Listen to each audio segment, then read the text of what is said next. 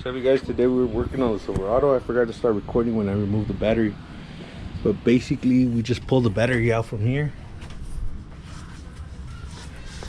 and it has these battery terminals,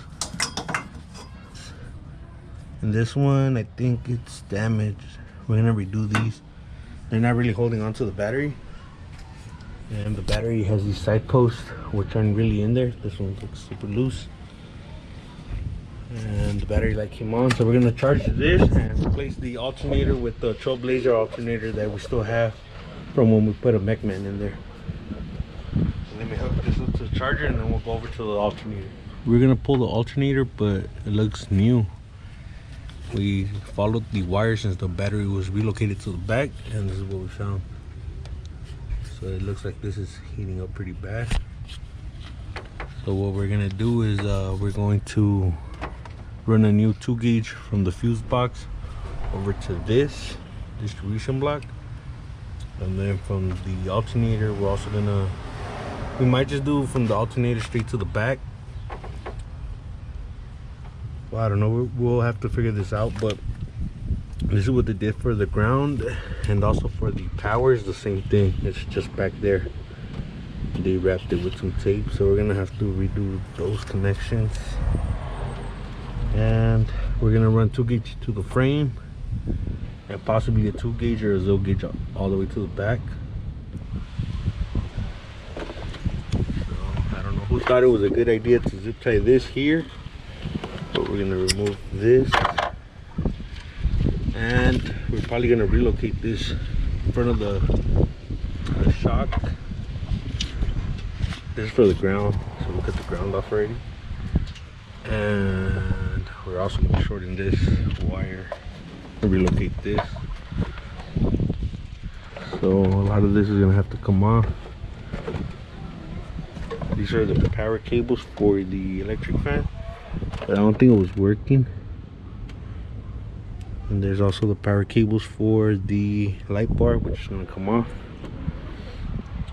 So I think I'm going to start off by redoing the main power cable to the battery, which we're going to use some OFC, and this one's going to be a 2 gauge, the smaller one for the distribution block. We're going to try to figure out what we could do with this little box, either cancel it or find another way to route the cables. We removed the fuse thing right here for the accessory lights and all that, and we're going to relocate this ECU just to get a better look at the wiring and get everything organized and stuff. So they just put a self-tapping screw right here. We're going to try to lay it on the battery tray and hopefully be able to secure it properly to the battery tray. And we're going to be ordering some power cable, some OFC, because we don't have enough at the moment. So hopefully with that case, we're able to lay it here and secure it properly, like that. We just finished doing the positive side. The only thing we need is the power from the alternator all the way to the battery. So this is basically what we did. So this is the distribution block stock from factory on this truck. So the bottom side of this wire goes to the starter. This top part, I believe that used to go to this box or something like that. And then this side, this where this red wire was at, went to the alternator, which was a thin gauge cable. So this little wire would come out from that side and go to the alternator. Super thin, probably like a 4 gauge, not even, maybe less, like a 8 gauge. And we replaced that with this 2 gauge welding wire. So now that cable goes up to the fuse box. It's a little overkill, but it's fine, it's better than nothing. And this cable goes directly to the alternator. So we just need the power from there to the back, and we're waiting on that wire from Sky High. We're gonna run 0 gauge OFC. So now this is also OFC, this welding cable. Now we're gonna start working on the ground. So this is only gonna fit 1 0 gauge. You have to run the ground through this. So what we're gonna do now is we're gonna upgrade the chassis ground. We're gonna run it from the front or wherever it's bolted down. If we can find something better, we'll bolt it up closer to the alternator, and then we're gonna run that to the bracket right here. The 0 gauge that's gonna come from the battery to the front is gonna go through here, and we're gonna run that cable straight into this between the bracket and the alternator, so it could touch the alternator. And what else? We're also gonna upgrade or install a 2 gauge ground from the body to the other bolt right here. So it's gonna have 2 coming in, so these 2 bolts possibly will most likely, and 1 0 gauge to this. And what we're doing is we're using copper lugs like this and some heat shrink on the welding wire, and this is just leftover wire that we had, which works good. This one is like a 4 gauge, and that's pretty much it. So I'll put you guys on once we're done routing the grounds from the chassis and the body to these points. This is what we have so far for the ground. The insulation pulled back a little bit. It's not that the wire isn't all the way in, but the insulation just came off just a tiny bit. One is gonna go to the chassis and one is gonna go to the body. So for the chassis ground, we are going to bolt it up to this little hole right here, so we could get a bolt and nut to the back. That's gonna be this wire. We're just gonna cut it to length, and then we're gonna zip tie these 2 together so it could be a little neat. The second wire is gonna come down, turn, and go back up this way, and then we're gonna try to bolt it up to that stud right here. We're just gonna grind it down to bare metal, and we're gonna try to bolt it up to that. So we're gonna have to notch this in order for the lug to fit. So once I'm done with that, I'll show you guys how the grounds are gonna be routed. Anytime you run a wire to metal, you want a clean shiny surface. So we hit this with the wire wheel, kind of went on that a little bit, but that's fine. We're gonna spray this. Once we have this on there, we're gonna put it like this, then we're gonna slide this bolt through, and once we have it on there, we're gonna spray it with some clear coat just to prevent any rust. We might hit that with some black paint, but that will be one ground. We already have it in this braided loom. That's how we routed the second ground for the body. We just kind of wanted to have it out the way. Now we're gonna spray with a little bit of clear coat.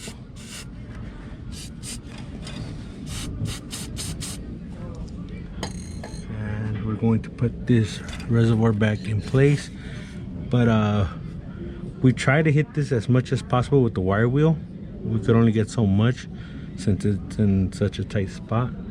But I think that will do. Now we're just gonna zip tie these 2 cables together right here, and then put a zip tie with one of those little tree things to hold it in place right here. And that should be it for this one. The split loom, the braided loom was a little bit too short, so we had to use some tape and heat shrink right here just to cover it up, because the wire is actually red, but it's not going to be exposed, so that's fine. Now there's also a bracket that goes here, and then this bracket has to go back over here. Oh, and also this little carpet thing, which is all damaged, but it goes like this, and then the harness is zip tied to that. So let me put all this back together, and then I'll show you guys what's next. Now what we're gonna do is we're going to put zip ties on the harness, hopefully clean it up a little bit. Like these could be a little tighter, and this one we're gonna leave it alone because we're gonna run our ground through this. We're waiting on some copper lugs to get here. These, they're not too bad, but this one's gonna have to be in here somehow. And these, maybe route them and zip tie them to the cage. We were only able to zip tie this here and these wires here. Also, these two were zip tied to the top of the hoop. We aren't too worried about this right now because we are gonna redo these inner fenders. We have to find some damaged ones from the outside, cut them up, and then use the inside just so we could clean them up and paint them and do all that to them. So that'll be later on in another video. This I'm gonna leave it hanging because we're still waiting for the stuff to come in for the battery. Now this ground was from the engine block to, I believe, the battery. So we're not going to be using this one. I'm going to remove it. So it is right here, right by the motor mount. Let's see if I can get it out. So it's half or 13, either or. Let me try to take this out and pull out that cable, and then there's another ground. I don't know where the other ground is going, but we're gonna put the other ground back in. So this is the cable that came out. It's a pretty thick cable, probably like a 2 gauge. We're gonna save that. Show you guys what we pulled out from this truck. This is all that came out. Some grounds and some power wire. These little Mickey Mouse connections, I think, were the issue. So next video, you're gonna see us installing the battery. We're going to leave the wheel off the truck just so that when the cable gets here and the copper lugs and all that, we don't have to remove it again to route the lines, because we are going to route them through here somehow. I don't know exactly where, but we're going to route them through here, run them up to the alternator and to the alternator bracket. So that'll be in the next video. Make sure to follow us on Instagram at Yonke_OXC Films. I'll leave that in the description down below, and we'll catch you in the next one.